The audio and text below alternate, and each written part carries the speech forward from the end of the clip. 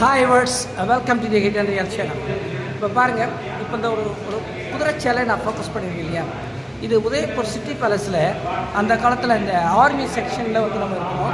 இந்த ஆர்மி செக்ஷனில் வந்து இந்த குதிரைக்கு வந்து இது போட்டிருக்காங்க அந்த கத்தி போர்க்காலத்தில் கத்தி பற்றாமல் இருக்காங்க. அதுக்கு ஒரு புல்லட் ப்ரூஃப் ஆர்ம் ப்ரூஃப் போட்டிருக்காங்க.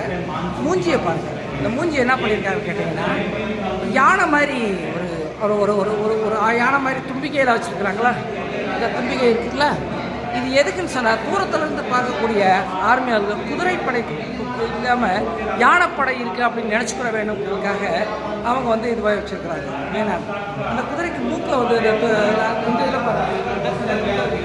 இது ஒரு யானை தந்த மாதிரி, தூரத்துலேருந்து பார்க்கக்கூடிய யானை தந்த மாதிரி தெரியும்.